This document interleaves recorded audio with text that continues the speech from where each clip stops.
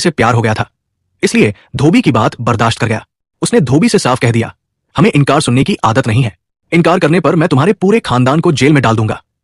वे दोनों धोबी और उसकी पत्नी जैसे डरते कांपते आए थे, वैसे ही चले गए। घर पहुंचकर उन्होंने अपनी लड़की से कहा, राजकुमार तुमसे शादी करना चाहते हैं। अगर तुमने मना किया तो हम जान से हाथ धो बैठेंगे। लड़की कहने लगी, ठीक है, मैं राजी हूं, लेकिन राजकुमार से कहिएगा कि मेरी 4 शर्तें हैं। खुद आकर सुन ले, अगर मंजूर हो तो बारात लेकर आ जाए। अगले दिन धोबी राजकुमार के महल गया और लड़की का संदेश पहुंचा दिया। उसके मन में डर था कि कहीं राजकुमार गुस्से में आकर उसका सिर धड़ से अलग न कर दे। धोबी की बेटी और इतनी हिम्मत की राजकुमार के सामने शर्तें रखे। राजकुमार पहले तो यह सुनकर बहुत गुस्सा आया। उसका दिल चाहा कि तलवार से धोबी को खत्म कर दे, लेकिन फिर एक तो उसे प्यार था, दूसरा उसे जिज्ञासा हुई कि देखें ये धोबी की लड़की क्या क्या शर्तें रखती है। राजकुमार उसी वक्त धोबी के साथ उसके घर पहुंचा। 2 कमरों का मकान था।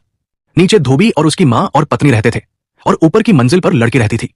राजकुमार पहुंचे तो नीचे कमरे में एक तरफ पर्दा डालकर लड़की बैठ गई और कहने लगी, मेरी 4 शर्तें अगर आपको मंजूर है तो मैं आपसे शादी करने को तैयार हूं। पहली शर्त यह है कि मैं आपके महल में रात नहीं गुजारूंगी।